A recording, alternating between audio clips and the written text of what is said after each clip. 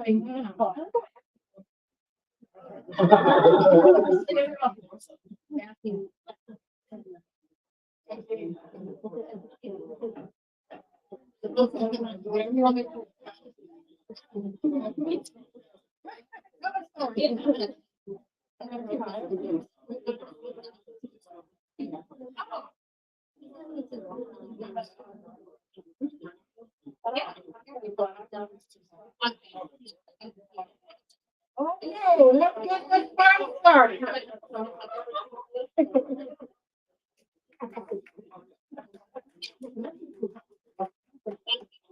Okay, do I have to stand up and get the mic? I'll get it for you. I thought I'd be like Frank Sinatra and just, hold the mic, the whole stand down. Thank you. Hey, everybody, welcome. We're a few minutes late because I was trying to eat my chicken salad sandwich and my potato chips and my Arnold Palmer. You know what I'm saying? And I keep thinking, what else can I eat? That's what I was thinking. I'm not thinking about coming over here talking to y'all about now. But welcome. Good to see you. It's a wonderful day out. We've had our ups and downs with this weather, but let me tell you, it's only going to get better from here on out. We don't know. We have a perception when you have it. Listen, welcome to our Indy Story Slam presented by Freetown Village and Storytelling Arts of Indiana and sponsored by Maestro Organizing and our media partner, WFYI. Greg, are you here hiding from me? Greg, thank you. Thank you for being our sponsor. For tonight's theme, spotlight. Not everybody wants to be in the spotlight. I, for one, never wanted to be in the spotlight. Yes. I know you can't believe that. I would tell my mother that I was the quietest one in my family. She would go, look aghast. But I've been thinking about this topic for quite some time. Now, this is a broad topic, and it may be interpreted in many ways, but you need to follow these basic rules. It should be a true story. But how will we know if your nose does not start to grow? If you tell it convincingly, I won't know. The judges, bless you for being here, judges, they won't know. So stand firm in your convictions. That's all I got to say. Now, it should be told in the first person. It should not be longer than 5 minutes in length, but if you are like me and quite verbose, you may go over that time. We're going to knock you off for it, you know what I'm saying? We ain't only going to judge 5 minutes. So if I were you, I hope you time it. Where's our time people? Who's going to hold up their hand? There she is. And look at her. She's going to let you know you need to act when you get to 4 minutes. And it's up to you. See how much faster you can talk. That's how I do it. If you have notes, either on your phone, unless it's going mysteriously into your ear by some kind of no notes.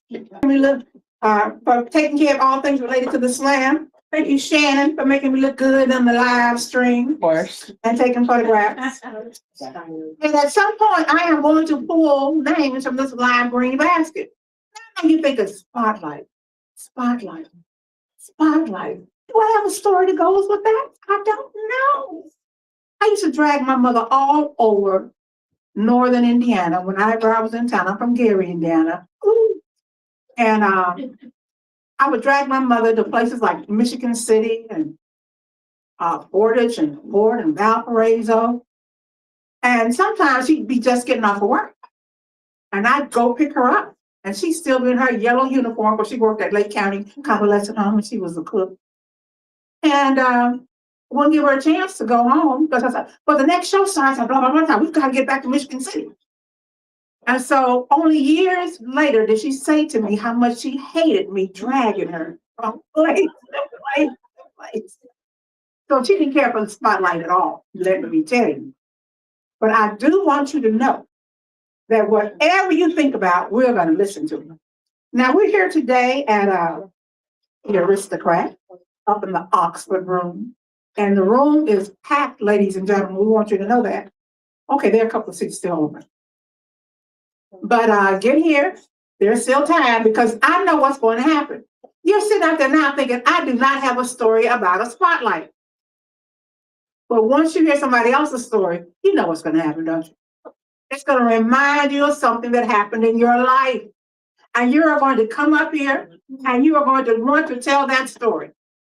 Well, Samantha's back there. She'll give you a blank slip and a pen and you can fill your name out.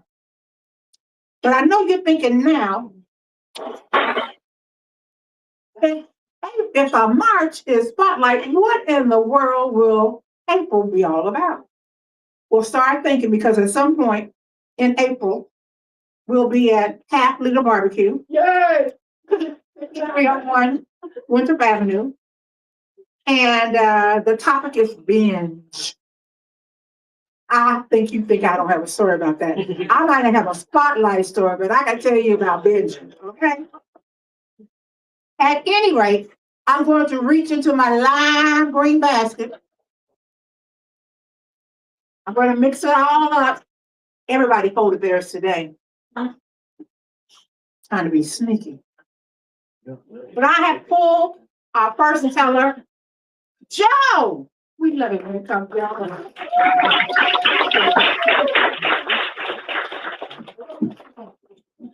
Come on down. There's a seat here. I don't know about this. There's a seat here. The last time I was here. That's what you're saying. All right, so this is actually not a firefighter story for once. So I was a band geek in high school, played saxophone, and so I was at Warren Central High School and was in the marching band, was drum major, just loved everything saxophone. Was super confident in my abilities, so confident I decided to become a music major at Indiana State University. And so while I was in Paradise, I went from being in the spotlight, being the #1 guy in my small pond at Warren Central, to number 16 out of 19 in my saxophone studio. And so that was something to get adjusted to. And so there were 3 ensembles for music majors. The top one was the wind orchestra. The second one, which is where I was in, the middle one, symphonic band. And then the third one was the concert band for non-music majors and people that were wanting to play their secondary or tertiary instruments in a band setting. And so here I am, I'm in the symphonic band, second semester of my sophomore year, and the clarinets were being yelled at again, followed by the trombones again. And I was at the end of the saxophone line, I was being passed up for solos again. And I decided, I was realizing a lot of time was being wasted in me just sitting there. And so I decided to time how much time I was actually playing. In a 3-hour block, I probably had 25 minutes of playtime. And the rest of the time, I was sitting there listening to other sections get yelled at for not practicing outside of band. And so I decided 3 things that day. First, I was not going to take symphonic band the junior year of college. But if I wasn't going to be doing that, I was going to be spending my time in the practice rooms, minimum of 4 hours per day. And the third thing was, I was going to do what no other music education person had done in 10 years, which is do a full recital. It was just me, piano accompanist, and me playing the most difficult pieces that I was able to do. And so my saxophone instructor was all jazzed about it. He was like, "Oh, this is going to be great, but you have a long road ahead of you." And you don't have the spotlight. You're currently next to the piano in the basement from 1853. So that summer, I ended up practicing a minimum of 3 hours per day. And when I got back to Indiana State, I was practicing a minimum of 5 hours per day. And so my classmates were looking at me and they would shake their heads as they were passing me in the hallway. The large ensemble instructors were saying, "You're making a huge mistake. If you ever come back, you're not going to symphonic band, you're going to concert band, because we think your skills are going to deteriorate that much." And so there was a recital hour every Tuesday and Thursday where you have an opportunity to play one excerpt of a piece that you were working on. And so mine was Scaramouche by Darius Milhaud, French composer. And so I remember walking on stage and I'm looking at everyone in my saxophone studio and the professors. And then I started, and their faces just changed like that. They knew that I was bringing the heat that year. And so kept on practicing, kept on practicing, kept on practicing. Spring semester comes around, and then there were spots open for that top ensemble. And I ended up getting in. And so from there, I ended up becoming first tenor for the jazz band. And I ended up forming a saxophone quartet composed of like people that were in the middle of the studio. So I was like, grad students, no thanks.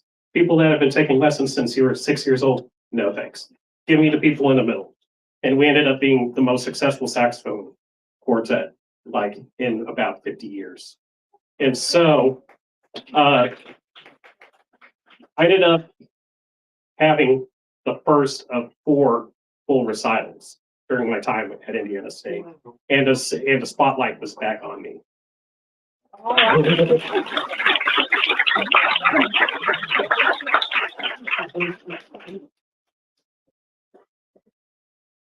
That's how you do it. Now, what high school did you say you went to? Warren Central. Warren Central. All right now. All right, alumni in the house. Okay. Listen. Spotlight. There are all kinds of spotlights.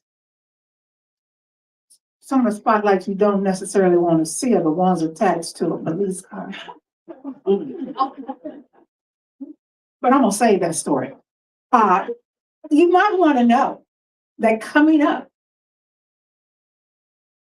Frank Basile's "If These Walls Could Tell," Electric Works is the title, featuring Luann Holman.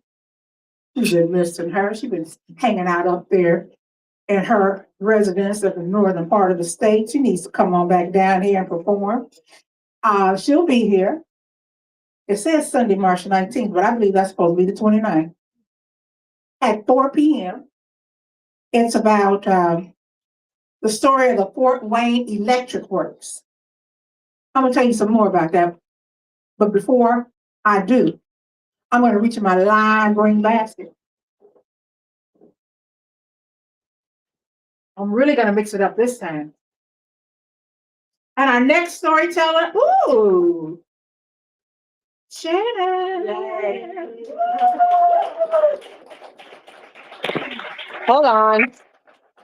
This hat she wears, so we're proud that she could leave her post and still Crap. Hold on. Sorry. tell about the spotlight. Yes, this should be fine. Okay.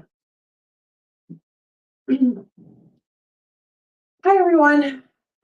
I've had quite a weekend where I've been in the spotlight for the wrong reasons.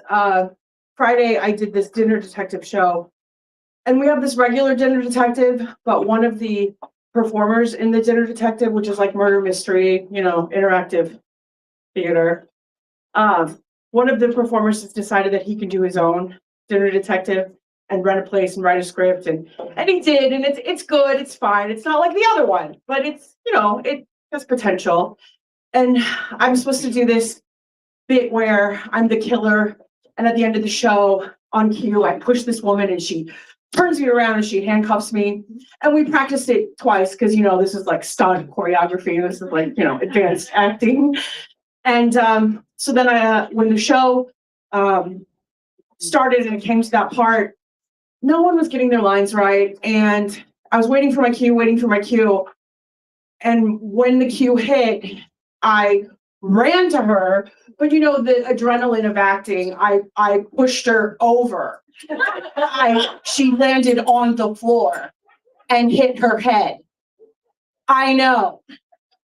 So I feel like, you know, I went to pet the puppy and snapped its neck. Like, I feel like I'm like just this big ogre lady. And so she could not go on with the show. And so everyone's kind of just frozen in fear. And then the host handcuffed me. And then I had to deliver this long monologue about why I was the killer. And I don't know how I got through it. It was so embarrassing.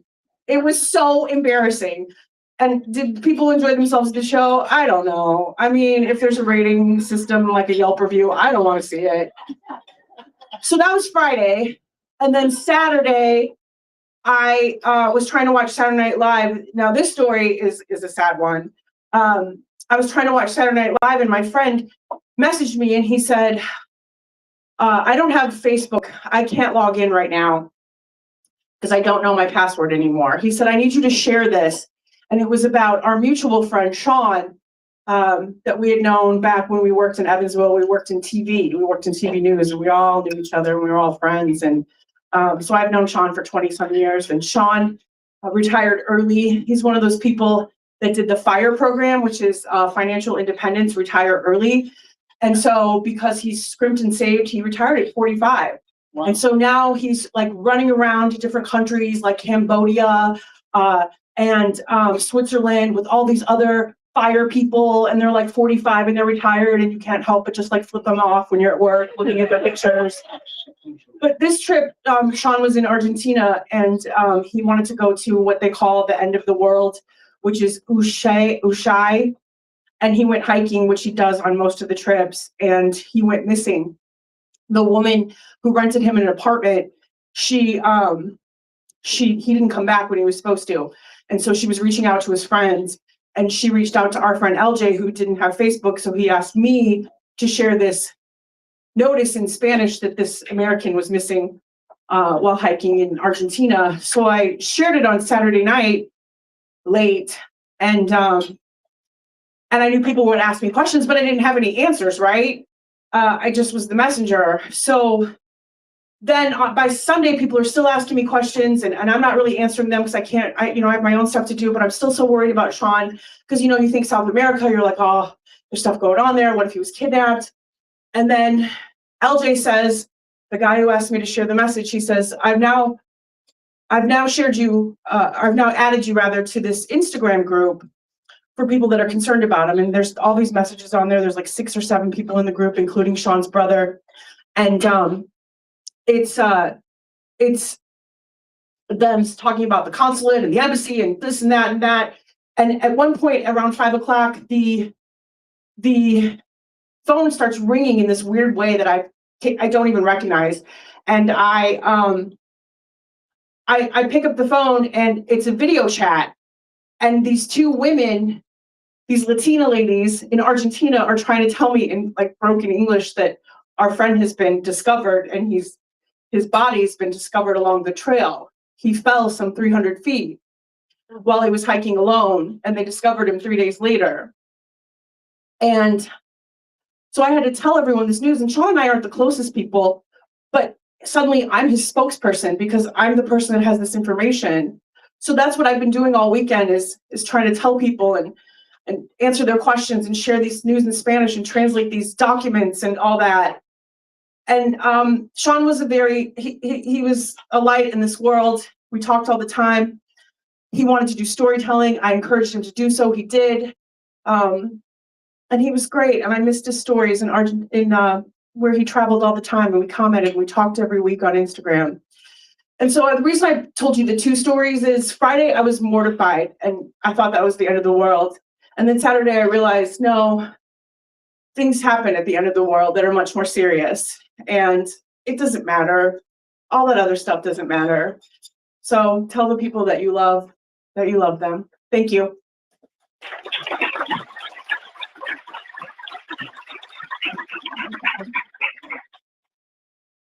Oh, I'm sorry. That's okay. I read your post and I was like traumatized. I understand. But just before I knew he was fired. So I knew what fire was. Yeah. You know, now it's too late for me to do fire. But our condolences to him, you and his family and friends. Now, I bet you want to know about what else is going on in April. We're having Talk of the Town, and we're bringing back an old friend, Donald Davis. Yay. I like him. We all love him. But you know, I have pictures. I have pictures back when my hair was not gray. I have pictures when we were young and spry. And I've been watching. It's not good to have these pictures to compare. But at any rate, he'll be here for Talk of the Town, Saturday, April 11th at 6 p.m. at the Eugene and Marilyn Glick Indiana History Center. It's our fundraiser, our biggest fundraiser. Woo-hoo. And will you bring the money?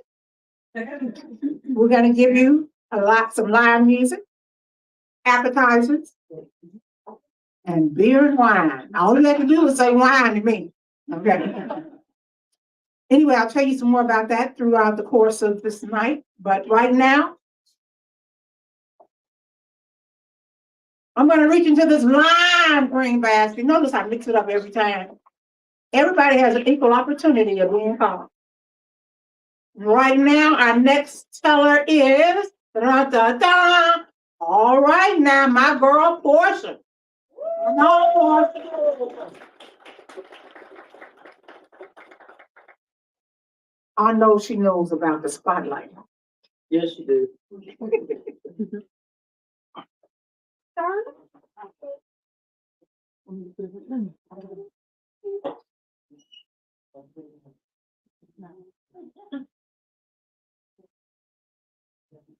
My time has not started. I'm waiting. We wouldn't do that, could you?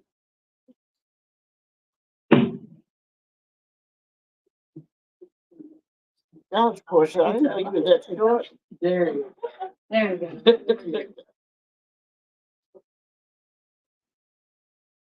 Hi, my name is Portia Stoller Jackson, and I'm a storyteller. And I want to share with you the beginning of the spotlight I've been thrown into. First of all, it was at my church, when my dear Aunt Janice would give us poems for Easter pageants and Christmas programs to recite. And oh, did I love that. And everybody would just be looking at me and smiling at me. And afterwards, they would always tell me, you did a good job.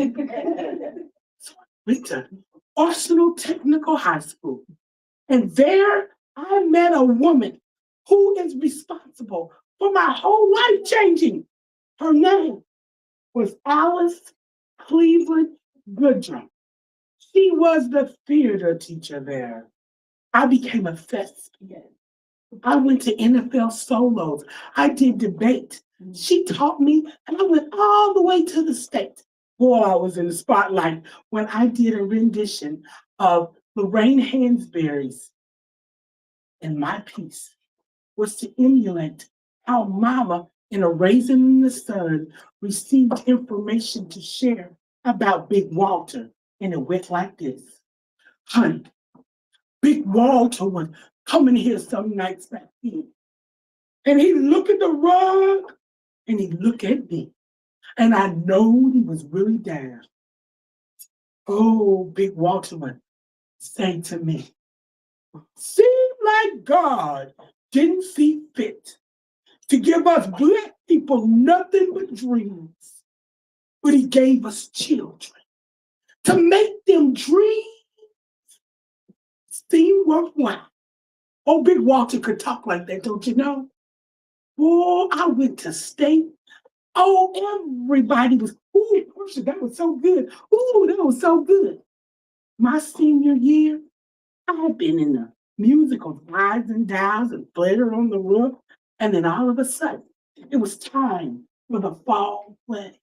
Now that was a big deal at Tech High School. The play, The Solid Gold Tablet. Oh my goodness, just wanted a part. Miss Goodrum had a way of picking me for things. But who would have known that the 1957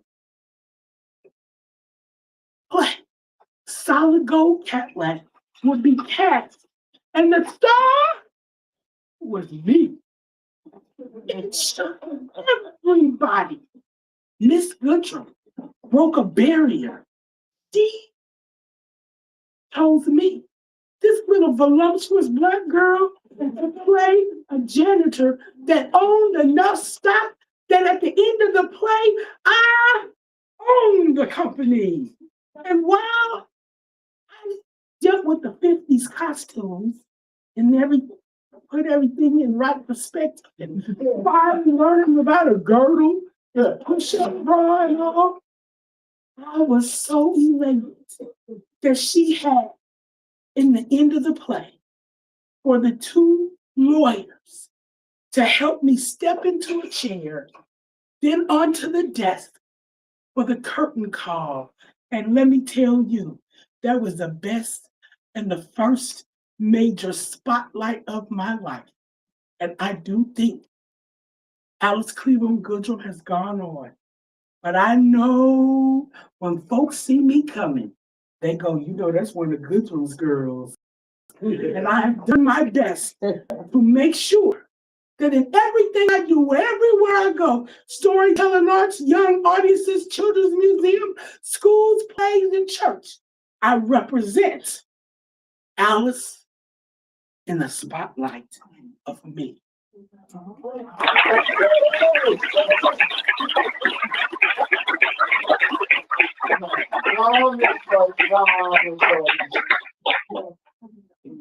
I love it. I just love it. My high school theater teacher was Mary Frances Busby. A little thin white woman with bright red lips. Mary Frances Busby, who would say, spit it out like a Shakespearean author. And I could spit it out all right. But I went to a high school that I was the first class that integrated this high school. So them parts was few and far in between. And when they decided to do, oh God, what's that play that's with the Salem Witch Trials? She wanted me to play Tituba, the only black character. I said, I ain't gonna do that. So my starring role was in this play called Gamma Gertie's something or other. I can't even remember now. And I was a star. I was Gamma Gertie. I can't tell you nothing about that play. All I remember is running around the stage all day long in rehearsal in my bare feet, and my mother and father coming to the production, and me laying on the ground. I don't know why I was laying on the ground, but my mother could see the dirty bottom of my feet. She was appalled. She was chagrined. That's all she could talk about, and that's all I remember from being in that spotlight. When I reach into the lime green basket, I notice y'all put more names in there. I like that. I'm reaching all the way to the bottom. And our next teller is, I did not rig this, Samantha. It's your turn to come and tell this story.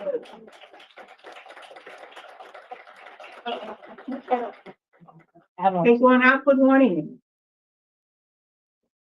So there's this trend on social media right now where people are sharing what they looked like and who they were 10 years ago in 2016.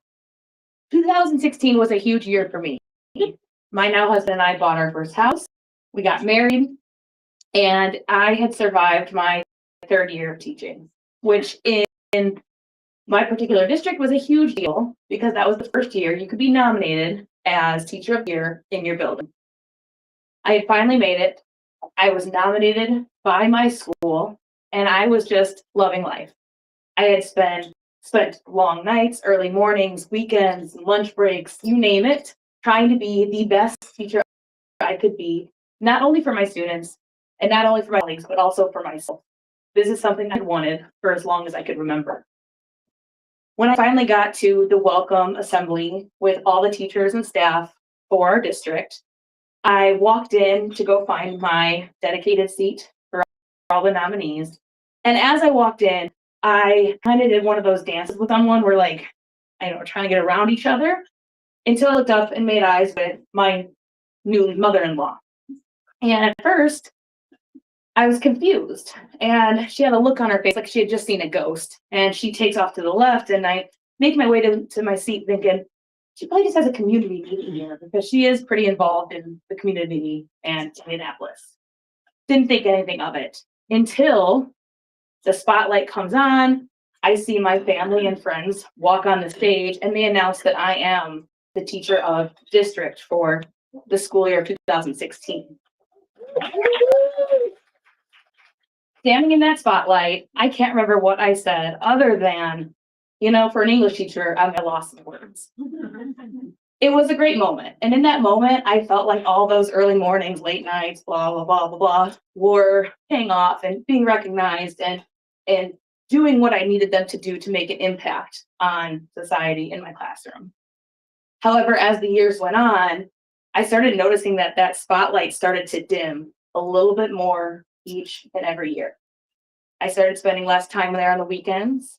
And when I would get there in the morning, I felt a little bit resentful. I noticed that I'd cry when I'd have to stay late and couldn't spend time with my husband. So when the pandemic hit and I had my first daughter, I decided, unfortunately, that it was my time to leave teaching and leave education, at least for the time being. And it's been 5 years since. I thought it'd be like a 1-year thing, but here we are with no look and return in sight. But as I reflect back on my teaching years and that moment of spotlight that I was so proud of for so long, I realize now that I have other positions and I have other pieces of my identity that matter. For instance, I am a mother of 2, 4 if you count the fur babies. I am the co-president of my daughter's school, which is a volunteer position, I might add. I work part-time for Storytelling Arts. And although it might not be one giant spotlight, and I might not be seen as someone who's making this huge impact on society or those kids in my classroom, I do realize that each of those positions and so many more in my life are like little lamps. And each of them, as you light them and turn them on, slowly and slowly together, they kind of make their own spotlight.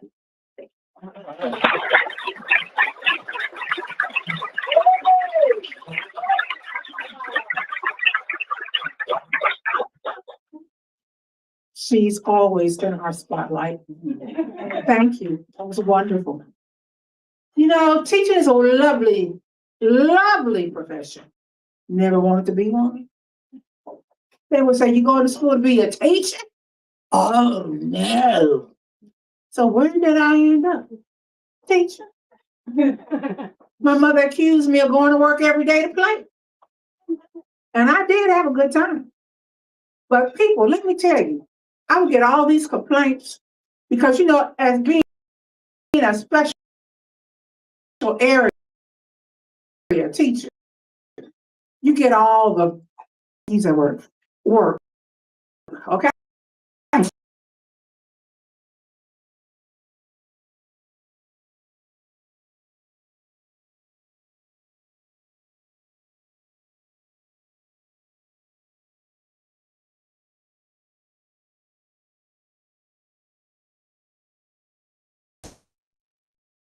And I wanted to savor it as long as I could and hold grudges for as long as I could until the dots faded off that paper. I kept it.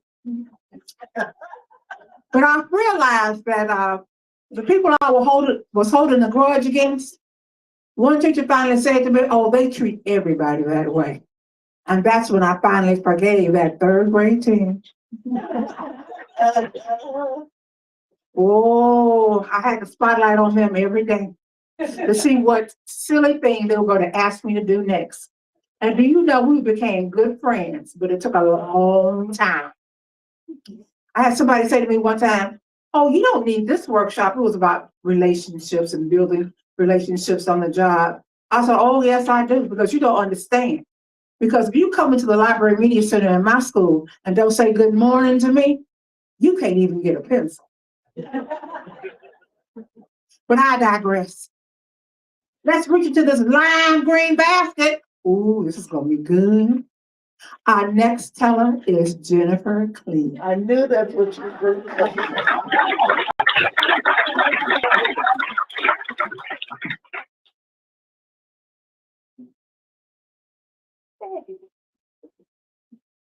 When I was a junior in college, I had the lead role in our school's main stage production. It was Under Milkwood by Dylan Thomas. If you're not familiar with Dylan Thomas, he was a Welsh poet, and his writing is dense and lyrical and, to my unpoetic ears, totally nonsensical. To give you an idea, the play Under Milkwood starts out with my character. I was kind of the narrator. It was called First of a Waste. And so my character says, "To begin at the beginning. It is spring, moonless night in the small town, starless and Bible black. The cobble street silent and the hunched quarters black, down to the slow black, so black, fishing boat bobbing sea." And that was the first line. And that opening monologue went on for 3 pages. And so altogether, I had about 22 pages of dense, lyrical, nonsensical text. But I was in my 20s and I could still memorize things at that point. And so I think that's the reason I got the part. I spent that spring, if I had a free moment, I was memorizing Dylan Thomas. And each night I would take my script and hole myself up in our dorm's chapel, hoping that the silence and divine intervention would help me memorize those lines. So opening night comes, and the play starts out with me alone on stage in the dark. And the spotlight comes on, and I look up and I say, "To begin at the beginning." And I get through that 3-page monologue without a hitch. But by the end, my eyes have adjusted to the spotlight. And I realize that memorization is not the biggest challenge of this role. The biggest challenge for me is the lack of a fourth wall, which is theater lingo for the invisible wall that would separate the actors from the audience, so the actors don't see the audience, right? And my eyes have adjusted, and I can see every single person in the audience looking at me. And in the far back of the auditorium, I see my brother, Matt, who I love for driving up from Purdue to surprise me at my show, and whom I hate because he is laughing hysterically at me. And I breathe. I cannot for the life of me remember the next dense, lyrical, nonsensical line that I'm supposed to say. Now, I cannot very well improvise Welsh poetry, but there was a sort of refrain in the show. Every so often, the narrator would say, "Time passes. Listen, time passes." And so to buy some time, I said, "Time passes." And oh boy, was it passing. It was passing. And the spotlight was on me, not in a good way, in a hot, sweaty way. And I could feel the stage makeup just dripping down my face. And I look away from my idiot brother and I say, "Time passes. Listen." And we're all listening. I'm pretty sure I hear the faint sound of Dylan Thomas rolling over in his grave. And then I don't know if it's the silence or divine intervention, but like manna from heaven, my line comes to me. And the show, as it must, went on. And you know, it was only a moment of my life, but I have carried that moment with me 20 plus years. And I remind myself that even though I might still crave it, too much spotlight burns.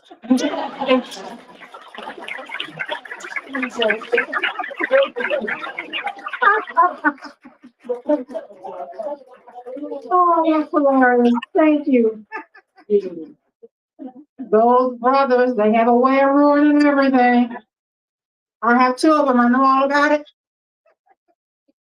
Oh, that was hilarious. Listen. Fine, please. Say that again. Five passes. I forgot that fast.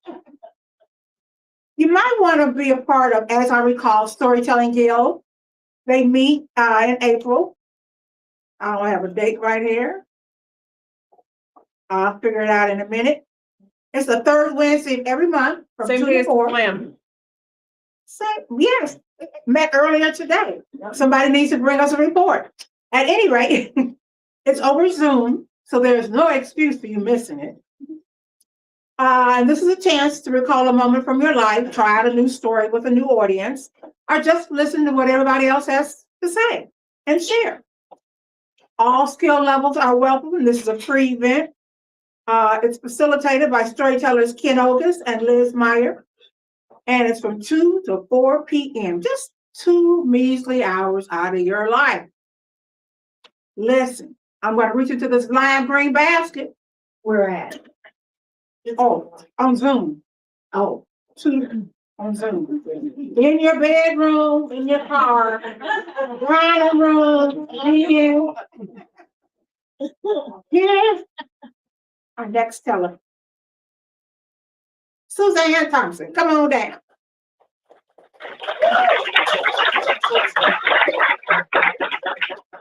You need to raise some light. Oh, just hold it. Okay. Thank you. So I've been performing on stage for a long time, and early on, people used to say that I was an actress. And I would very clearly say, no, I am not an actress. I consider myself a storyteller. And the reason, or the way that I define the difference between an actor, actress, and a storyteller is that, as we've just heard, actors have to memorize lines, and storytellers make it up as they go. And I felt like that was a really clear delineation for me. And the way I found that out is when I was in theater in college, and the spotlight shined right on me, and suddenly I froze, and my heart was beating, and I was sweating. And suddenly all the lines that I had memorized were gone, completely gone. And there was no divine intervention, but I was a storyteller, so I just made something up and on with the show. It works when you're a storyteller, but not so much with Shakespeare. So again, I consider myself a storyteller. And as a storyteller, I love to listen to stories, events like this. I'm an avid listener of the Moth Radio Hour, and I used to listen to Risk, if anybody's heard of Risk. Well, that's by Kevin Allison, and the theme or the slogan of Risk is true stories you never thought you'd tell. Now, those stories break up into two categories, really. They're either sex stories, and you're like, I cannot believe they said that. Or they are stories of embarrassment. And again, you're like, oh my God, can't believe that happened to that person. So I loved listening to Risk. And when I heard Kevin Allison say he was going to be in Indianapolis, I totally fangirled, and I'm like, I gotta get tickets. I get tickets for myself, my husband, our two best friends. And we go to see Kevin Allison and Risk. And it's fabulous. When we're in line waiting to get in, I meet this ticket taker. because I'm a talker, right? I talk to everybody. I'm like, oh, I can't wait. She's so nice. She's like, oh, you've got to get Kevin Allison's book, and he'll even autograph it at the end. I'm like, oh, I gotta get the book. We watch the show. It's great. I stand in line forever, and I get the book. I get the autograph, and we're getting ready to leave. And this nice ticket taker lady, she's like, introduces herself, and she's talking to me, and I'm like, oh, this is so great. And she says, oh, well, Kevin Allison and the whole crew are going out after the show. You should join us. And I'm like, wow, this is so cool. I'm so excited. So I tell my friends, let's go. We're going to go see. We're going to go with them. So we, it takes a little while. We get out and we're walking down the street on Mass Ave, and we're walking by this big window, picture window. And I look over, and there's this table, a 6-top table. And there are, or it was more than 6 top, but it was a big table. And there were 3 chairs still open, and there were 4 of us. So I'm like, oh my God, they were waiting for us. So we go in, and I wave to my friends, my husband, go ahead and have a seat. And I say to Kevin Allison, we just loved your show. It was so great. And I'm so glad that you invited us to be here. And Kevin Allison has a look on his face that is immediately clear and obvious that we are not invited guests. We are interlopers, and we are now stalkers. And so that moment, I feel just like I did in college when the spotlight shined directly on me. And there was no chance that I could say in front of Kevin Allison and everybody that so-and-so, the ticket taker, invited us. I was just mortified, and I look over and I'm like, waving to my friends. I'm like, come on, let's go. And instead, I just blurt out, well, I guess that's a true story I'll never tell. But I didn't.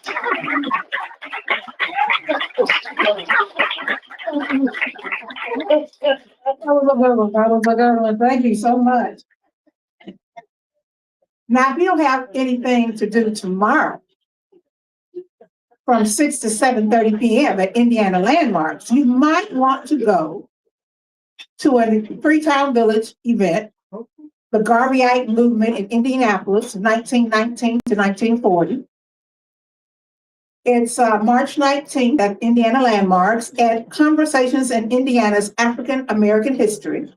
It's a monthly gathering of voices, historians, researchers, and educators who deepen our understanding of the African American experience in Indiana, past and present. And we will be honored with, I don't see it in there, with Eunice Trotter, Director of Indiana Landmarks Black Heritage Preservation Program. The event is free, but we'd like to have registration just to know how many cookies to bake. I don't know if they have cookies or not, I'm just telling you that.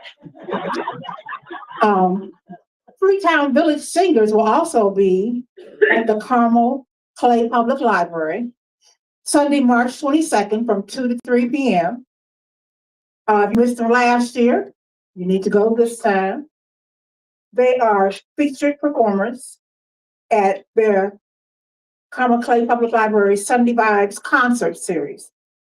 And the last time I heard them sing, I think was when Ophelia retired. So that's a good event that's free and open to the public.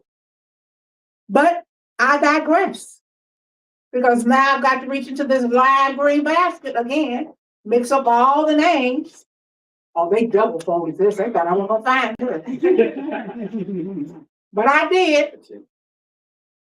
And our next teller is Christina Riley. Come on down.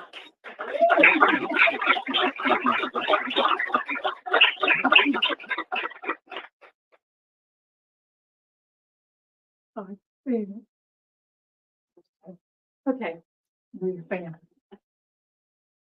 This story starts with blood on the ground, mixed with fecal matter. Oh, God. Under the lamplight of a parking lot. We back it up a couple of hours, where I'm at home, and I slam my husband in the chest and say, I think we gotta go. He quickly gets up, rounds up our 3 boys, throws them in the car as I'm throwing on clothes. It's about 2 a.m. on a cold April night. And I'm getting dressed. I'm putting on the dress I wore the day before, putting on some shoes I can slip off and a sweater. And I'm thinking, boy, I don't want to go anywhere. I'm going to stay right here. I'm going to call the EMTs. I want to fill up the tub. But no, I think he's woken up the boys. Let's get in the car and go. So we make our way to this very spotlight in the parking lot where my husband careens the minivan in. The boys are beside themselves. And he runs to the emergency bay at Methodist Hospital downtown, where the EMT, who I think just graduated EMT school the night before, clean shaven, smoking a cigarette. And my husband says, "My wife's in labor. She's in the parking lot."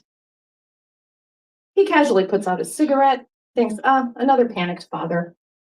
Comes sauntering out, and sure enough, there I am, car door open, like this, clutching my rear end, thinking, oh boy, here we go. So there I am. They bring me a wheelchair, and I say, I can't sit down. You've got to get me something to lay down on. Meanwhile, I'm still standing there. So this young EMT just goes, "It's okay, ma'am. We've got you."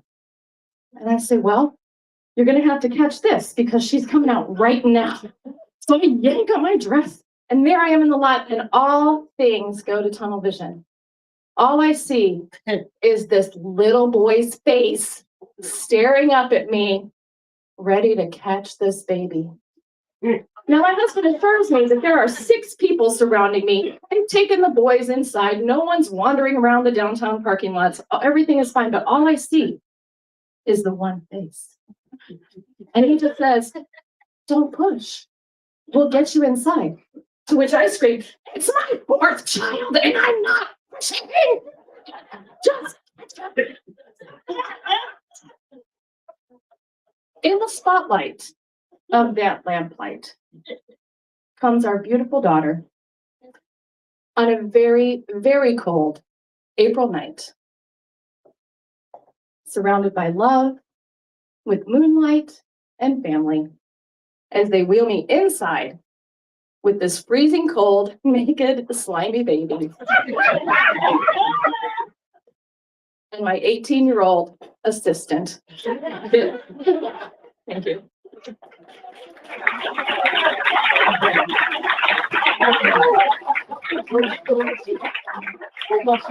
I think you are the first mother I have ever heard describe the baby in such a way. That was great. That was just great. I know I can see the bottom of the basket now, so in case there's somebody out there who has a story to tell and they haven't turned their name in, raise your hand. Samantha, show them where you are. She'll take your name. There's still time. Okay, I have no words after that story, but I'm reaching into this lime green basket, and I had pulled out the name of Randy Good.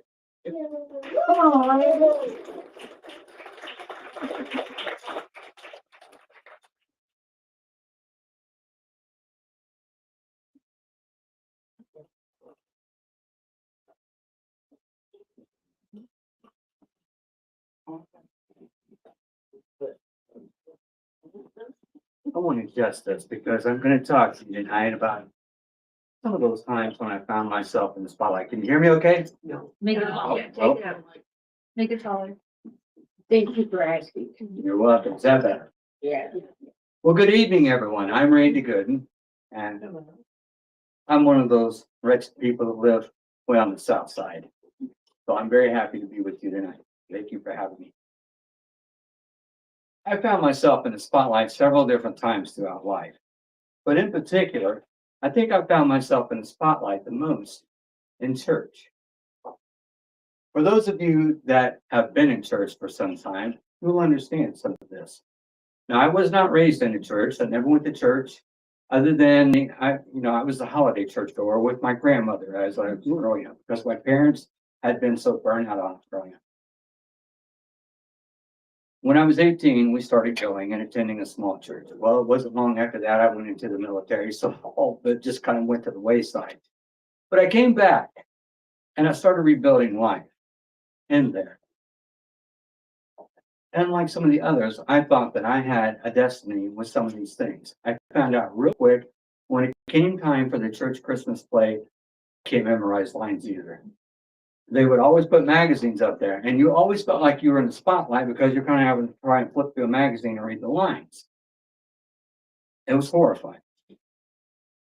So I practiced, but I found other areas. I learned to play music. I bought guitars and I learned to play them. But I was never good enough to be in the spotlight, at least I thought. So I always try and find somewhere where I fit.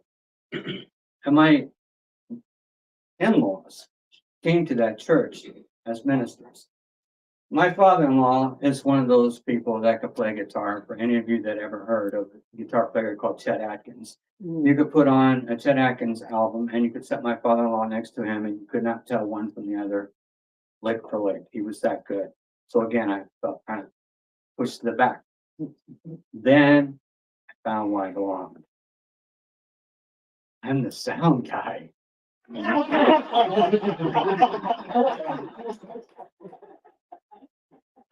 I learned how to control those knobs. I learned how to make people that sounded like a screaming cat sound really good. I learned what compression was on overdub and different things to make people sound unique. And I thought I was so good at it. And I practiced and I practiced. I would show up before church. I would use CDs and different things to learn how to set the different levels depending on where you were in the church. We didn't have the different instruments to tell you, so I had to do all this right here. I worked with different people that sang in groups or as individuals. And I thought I was really good. And then I remember we had conventions. Now, if any of you have ever grown up or been around Pentecostal or holiness churches, yeah, you're going to know, what do you do whenever the Spirit's really getting there? You turn it up. You have to bring the levels up a little bit louder. We had a convention. Now, my wife was in a singing trio. We used to travel several different states around the area, and they would travel and sing. And I ran their sound. I would set it up, run the sound, tear down, and we'd head home. But at that convention, I will never forget, the spotlight was on the stage. The minister had just finished. The conviction was strong in the air. And what do you do whenever it's there? You turn it up. And we had practiced with several of these people, but there were still new people that came that didn't really know, and they wouldn't listen. If you're a sound person, if you've been around, what do you do with people? You always tell them, put the mic up close to you. Most of them won't do that. They would hold it down here. So again, the Spirit's moving. Wait, you bring the sound up. And what did they do? They take the mic away. And what do you get? Feedback. And suddenly we're in the spotlights. Back on you. You're at the back there, and you know that they flipped them around and they're looking right at you, and everybody in the congregation is staring at you. Those are the times when you say, did I really put on clean underwear today? Because I know I'm going to die right here. Because your mama always told you to do that. Yes. Now I knew why. And that was on a Friday evening, and I thought, okay, we have this solved. And Saturday came, and it's the same scenario. Everything was building up. Bring up the sound. And my wife's group was singing. And I knew their songs. I did. They were using CDs and tapes and everything. And I knew these songs. But I'd forgotten that there was a little pause in one. So they're singing along and they get that little pause and I hit click. And they have to do it all a cappella. Yeah. A lot of the church didn't know. But everybody that we went to church with knew. And everybody that went to church with us was turning around and looking at me. And once again, I'm crawling under the table like I dropped a box full of batteries and we're searching for them. That was humiliating. I was training people to do this. I learned a lot. So if you're a sound guy, make sure that they listen to you, or sound gal, that they listen to you. And when the Spirit's moving, turn it up, but turn them down. Thank you.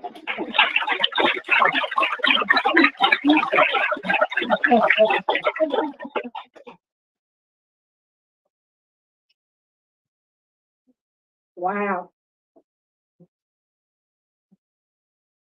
Listen.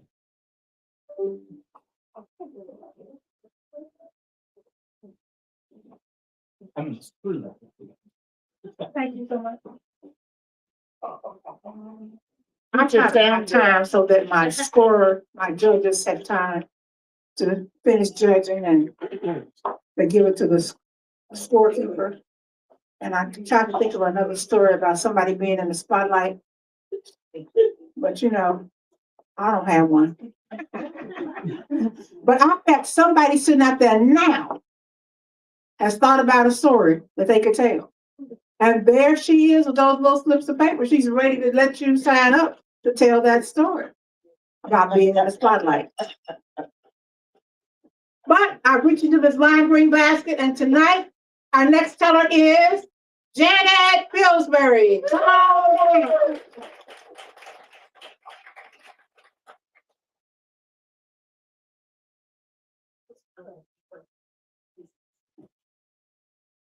So it's good to have a beer before you tell a story. Yeah. Yeah, it helps. It does.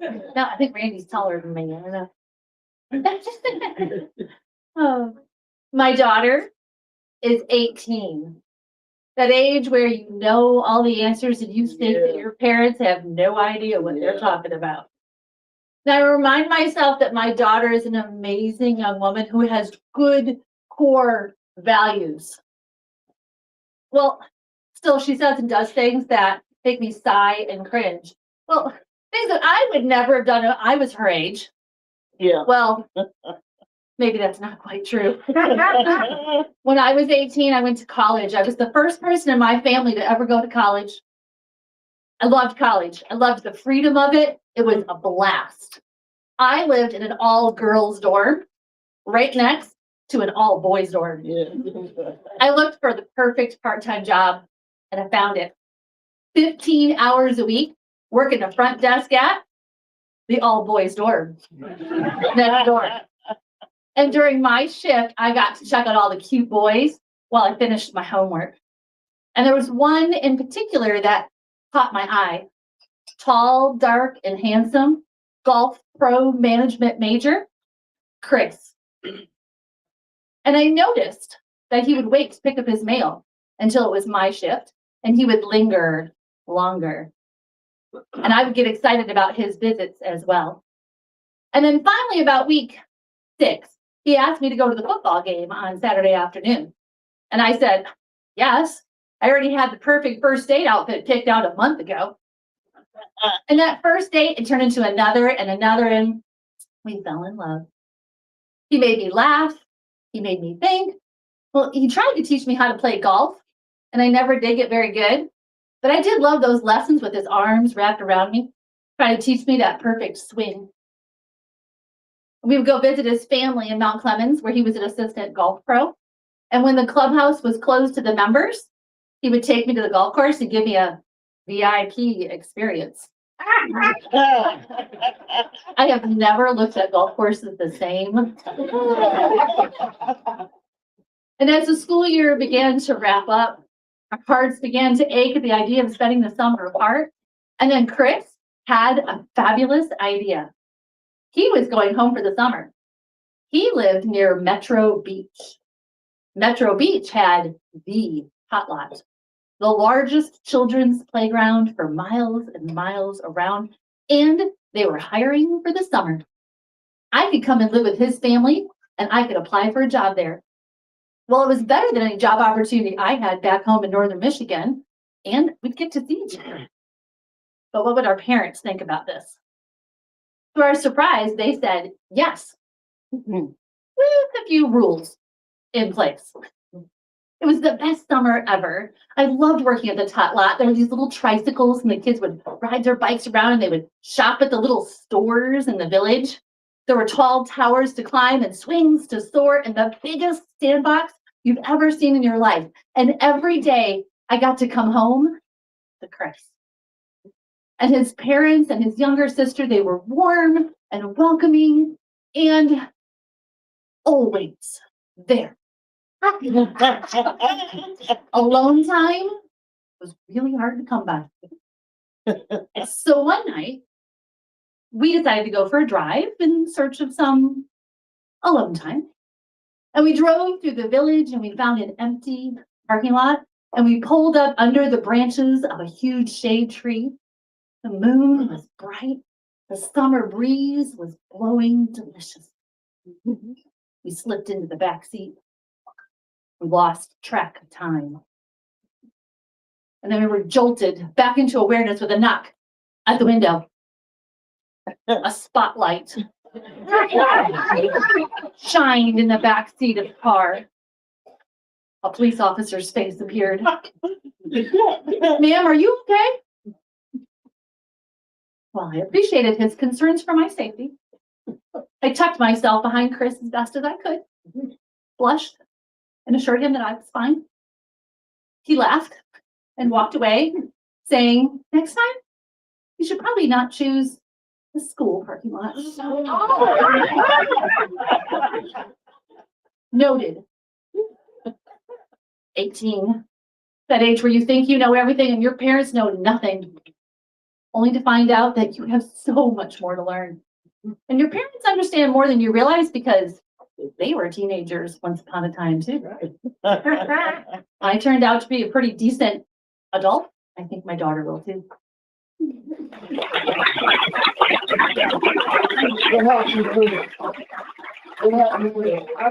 went to different colleges and it was over. Oh, well. Okay, that's my question. Now, where is Chris? He was replaced by Mike. Okay, so they did not end up getting married, okay? It was a fairy tale until then. I'm always up for a good fairy tale. Now remember,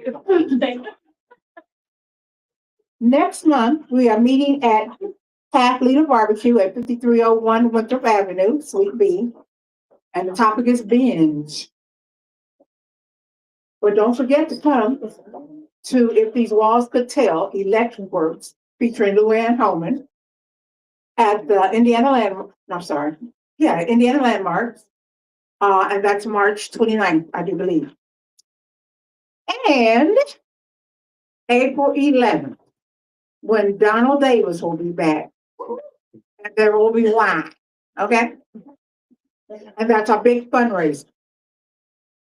But before that happens, I'm going to reach into this lime green basket. I know you thought it was over. No. I was pretty cool.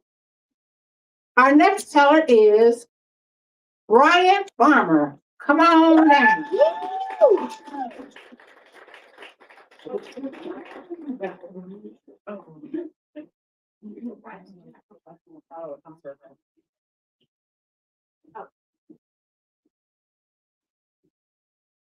Okay, so as you can tell, by the way I did the mic, I'm not a storyteller, I'm not an actor, And you don't do sound.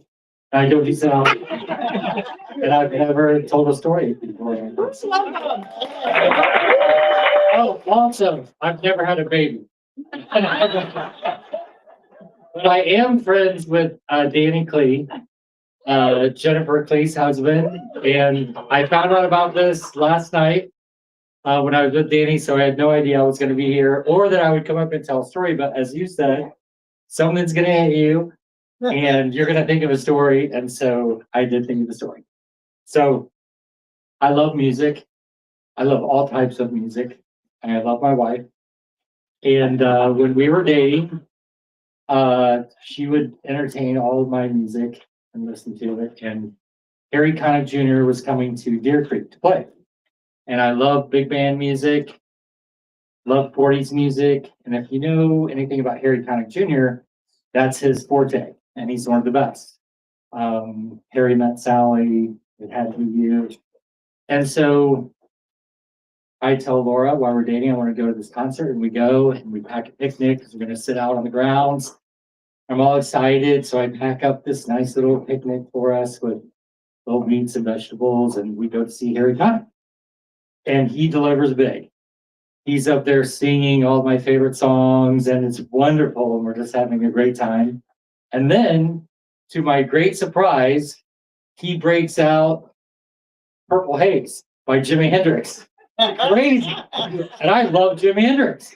So we're just going, bonkers out in the stands. And then he says, "Oh, okay." He goes, "I need some grapes." And he goes, I'm a big Queen fan. I'm gonna play you guys a song, but I need some grapes.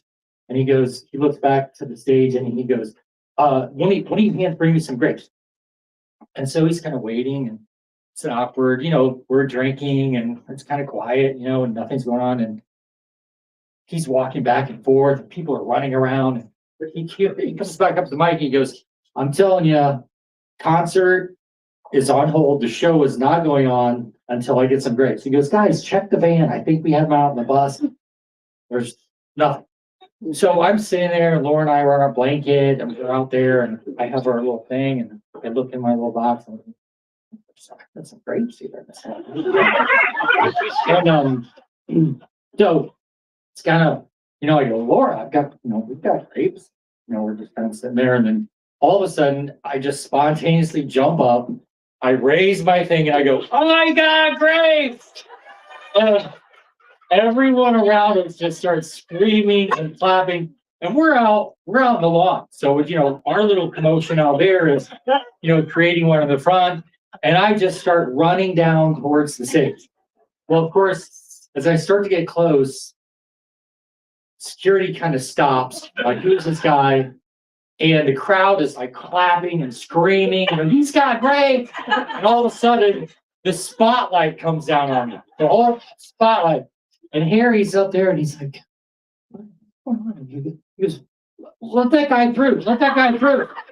So I come all the way up to the stage, and I'm up there, looking at him. He's looking down at me, and the security is now going to him. "No, do not do that." They're like, a guy runs up to him and actually says, do not do this." And he goes, "It's okay. It's okay." Guy looks harmless. So I hand up my little thing of fruit, and he takes it, and he's like, eats one of the grapes, and he's pretty good. He goes, "Oh, there's watermelon here too. Can I have some of the watermelon?" Yeah. So then he looks at me and he says, in front of 10,000 people, he's like, "Do you know who you look like?"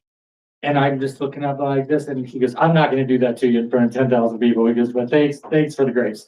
So I run back down. He does the great Freddie Mercury impersonation and of Queen, and my wife and I are just loving it. So we come back to Broadway to celebrate, and we go into a bar, and we're up at the bar, and we're just talking about it's great. And these people next to us are like, we introduce, we talk to them a little bit, and they're like, "What did you guys do tonight?" And they're like, "Oh my gosh, we were at this concert up at Deer Creek, and there was this guy, Gary wanted to do this impersonation, and he said the show was off until he got some grapes, and this guy had grapes and ran all the way up to the stage." They're like, "That was me." That's my show.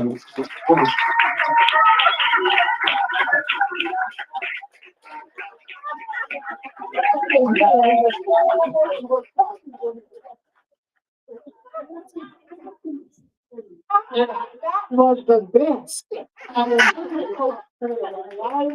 It's like going to price not what? Let's make a deal, making sure you have enough stuff in your bag, so whatever they ask you for, you might have it. That was wonderful.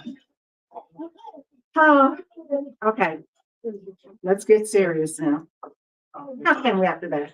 Luann Holman will be here telling the Fort Wayne Electric Works story. Hope to see you at Indiana Landmarks at 4 p.m. on the 29th.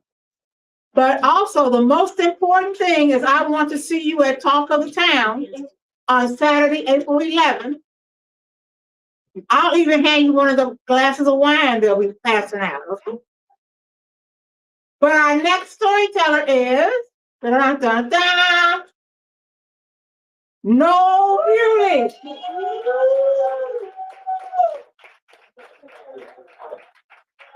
No, see, we some of the best for last.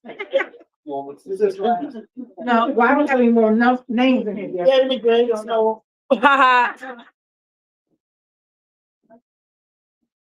Okay, I want you to pretend like you're in a lake and near the edge of the lake, and you hear this voice over a bullhorn that says, "You need to get to your cars right now. This is the Noblesville Police." And instead of getting to my car, my roommate and I decided to swim to the other side of the lake. And so, as they're shining the spotlights on the lake and the dam, they don't find us. We act like we're in some Tarzan movie, and we duck under the water and stay there as long as we can, and then we swim and get in the cattails and sit to wait and see if they're going to leave, because they need to leave. We did not want to be interviewed. We did not want to talk to the police at all, because what we've been doing is dam sliding. Does anybody know anything about dam sliding? I see some heads nodding. Well, at the Morse Dam, it's like taking a football field of concrete, tipping it on its side, and covering it with an inch of water and an inch of algae. And that is slick. That is really slick. And we had a bunch of people there, and the way you dress for it is with tennis shoes that are warm, at least 2 pair of shorts or blue jeans, because sliding on concrete on your butt tends to wear out those jeans. And you tell everybody to take a couple pair. Well, we had done this a lot, and we were doing it this night, and there were 2 ways to get to the dam. First, there's an 8-foot wall you can jump off of or dive off of into the lake, the deep part, then climb over, and then you can slide down. Or you can go through the fisherman's from the parking lot down to the fisherman's trail to the bottom of the dam, and then you walk this narrow path that's been worn off by all the people dam sliding.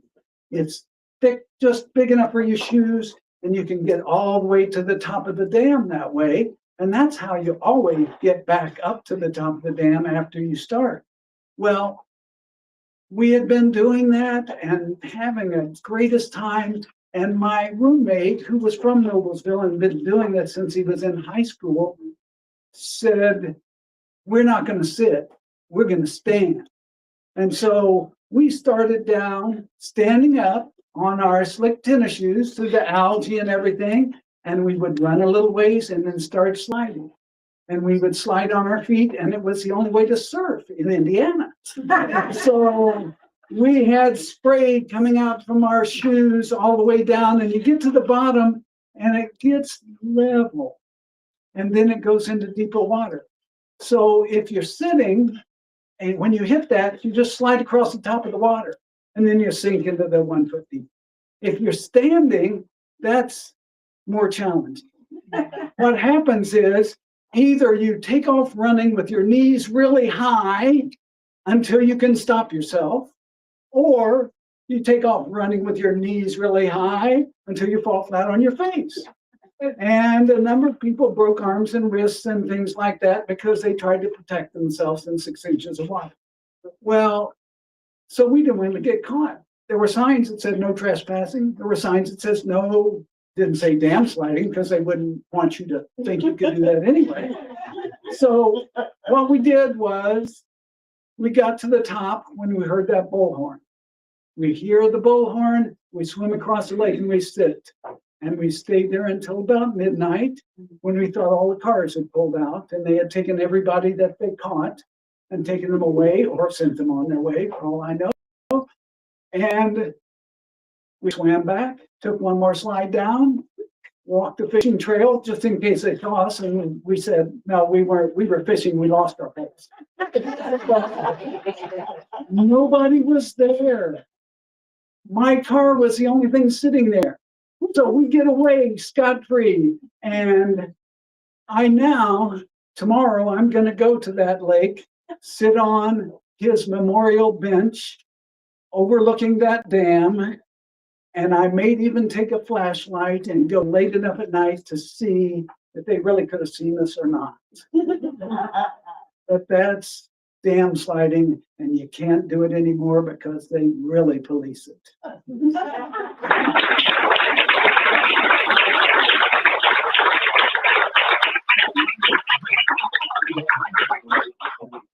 No, I swear you were juvenile delinquent.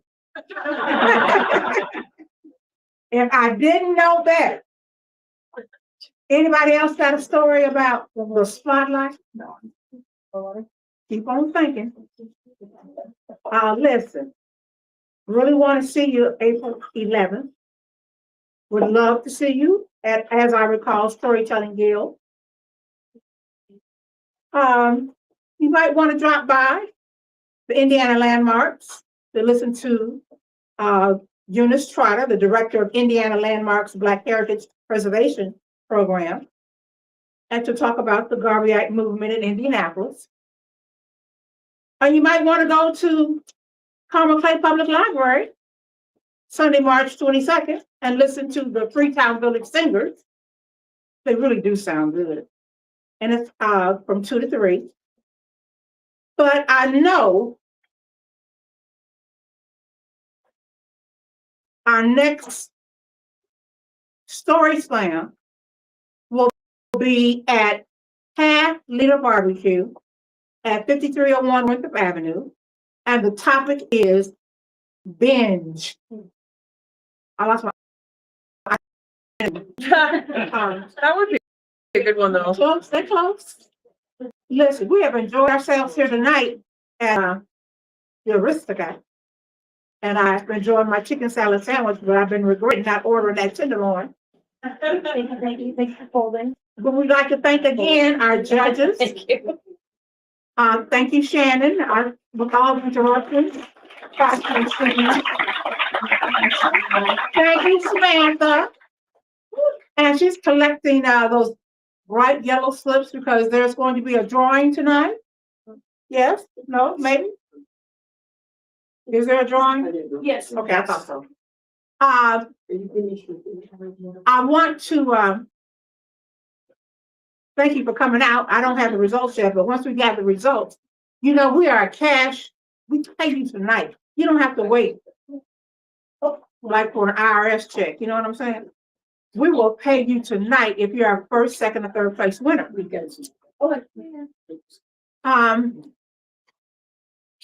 The stories are wonderful. Tell all your friends. We're always looking for some place to hold this gathering where they will not charge us because they know we like to eat and drink. But we don't want to do both, okay? Thank you. Don't forget, if you want to go to Indiana Landmarks tomorrow night from 6 to 7:30 p.m., you would. The event is free, but we'd like for you to register. Do we have everybody's golden slips? Are we giving away tickets? Yes, season tickets. Season tickets. Oh, my name. Oh, let me see that. Let me reach all the way down in the bottom where the pins are. Whatever the season is. Yes. Okay, and the winner is Jen, please.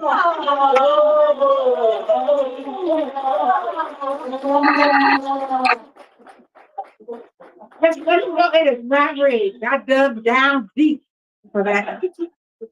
I know they're gonna be bringing me the results soon. That's hilarious. If you come to the talk of the town, I promise I'll give you a glass of wine. I'll go to the bar for you and get it for you. It's complimentary. It's free. I go to all things that have wine. And once I call your name, I do want you to come up so we can get a picture. And our third place winner is, drum roll please. Thank you, Suzanne. And our second place winner is, drum roll please. Thank you, Brian. And our first place winner is, thank you, Jennifer. You know how difficult it is when all the stories are so great. I really like to thank the judges, and I'm glad I didn't have to do that job. But this was some good telling tonight, okay? Yeah. And I know it's difficult to find a winner. But don't worry, come back to our next one at Camp Leader Barbecue, and the topic is binge, okay? This is why there are no cheeses in my house right now. And no Lay's potato chips. Thank you for coming out. Thank our waiters. Thank the chefs. I think I need to order another meal. I think I need to take a tenderloin home with me. You know what I'm saying? Because I'm not cooking. But thank you again for coming out. I'm Celestine Bloomfield. I forget to say that every time. But that's who I am.